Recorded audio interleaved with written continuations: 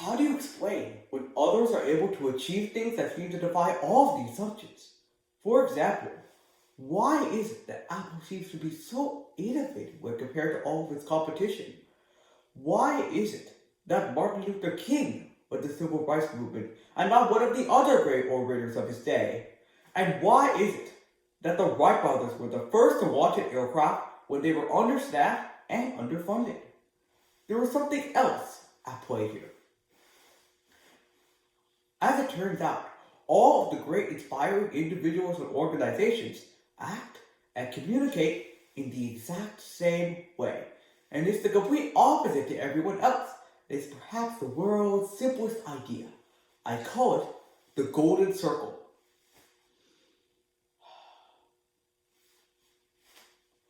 The award-winning author Simon Sinek unraveled this mystery of the great leaders of our society, but never had the platform to spread it. Not until 2009 when he delivers the third most popular talk on TED.com, revolutionizing the way people thought about leadership. At the TEDx Puget Sound Conference in September of 2009, Mr. Sinek inspires us, not just to act, but to act with principle. This is how great leaders inspire action by Simon Sinek. Why, how, and what? Let me define these terms really quickly. Every single person and every single organization on the planet knows what they do 100%. Some know how they do it, but very, very few people know why they do what they do. And by why, I don't mean to make a profit. That is the end result. But by why, I mean, what's your purpose? What's your cause? Why do you get out of bed in the morning? And why should anyone care? As a result, the way we think, act, and communicate is from the outside in.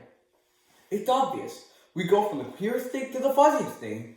However, all the inspired individuals and organizations, regardless of their size, regardless of their industry, all think, act, and communicate from the inside out. Let me give you an example. I use Apple because they're easy to understand and everybody gets it. If Apple were like everybody else, a marketing message from them might sound like this. Hey, we make great computers. They're beautifully designed, simple to use, and user-friendly. Wanna buy one? Meh. That's how most of us communicate. We say what we do, we say how we're better, and we expect some sort of behavior. But here's how Apple actually communicates. Everything we do, we believe in challenging the status quo. We believe in thinking differently. And the way we challenge the status quo is by making our products beautifully designed, simple to use, and user-friendly. We just have to make great computers. Wanna buy one? Totally different, right? You're ready to buy a computer from me. All I did was reverse the order of the information. What this proves to us, that people don't buy what you do. They buy why you do it. And here's the best part. None of what I am telling you is my opinion. It's all grounded in the tenets of biology. If you look at the cross-section of a human brain from top down, the human brain is actually broken down into three major components. Our newus brain, our Homo sapien brain, our neocortex corresponds with the what level. Our neocortex is responsible for all rational and analytical thought. Our middle two brains make up our limbic brains. Our limbic brains are responsible for all of our feelings like trust and loyalty. They're also responsible for all behavior and decision making. In other words, when we communicate from the outside in, yes, people can understand vast amount of information, but it just doesn't drive behavior.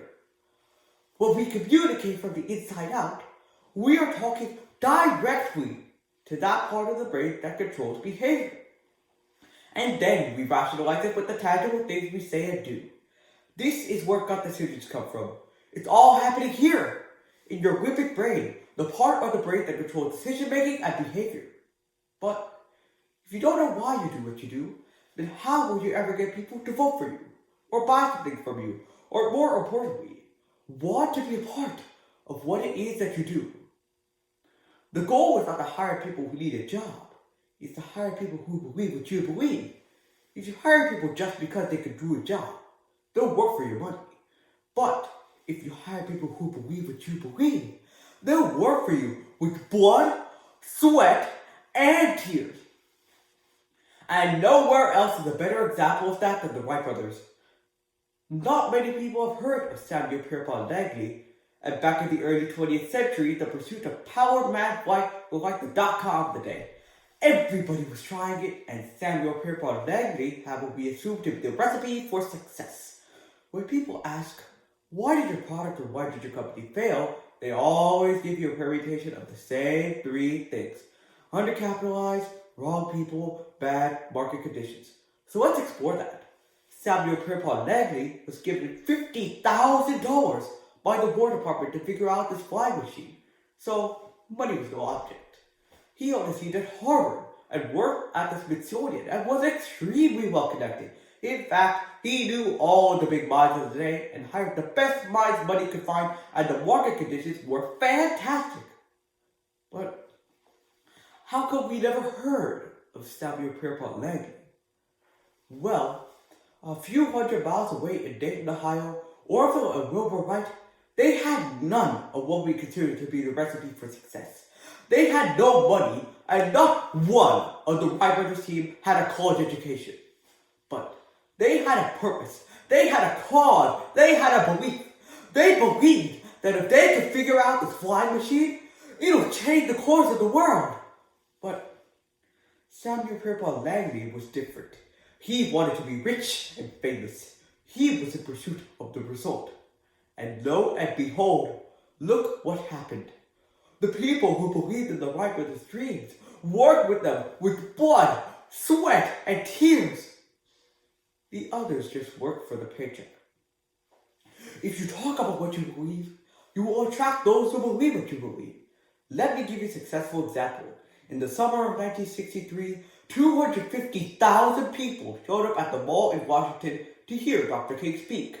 They sent out no invitations, and there was no website to check the date. How? Well, Dr. King wasn't the only great orator of his day, and he certainly wasn't the only person to suffer in pre-civil rights America, but he had a gift. He didn't go around telling people what needed to change in America. He went around and told people what he believed. And the people who believed what he believed took that cause and made it their own, and they told other people.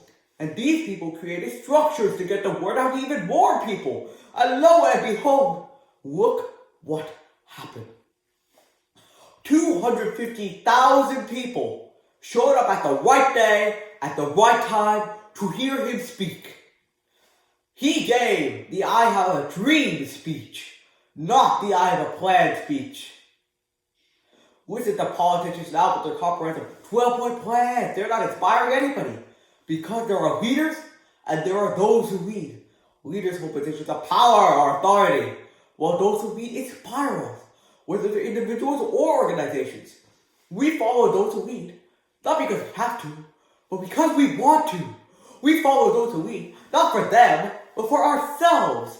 It's those that start with why that are able to find those that inspire them.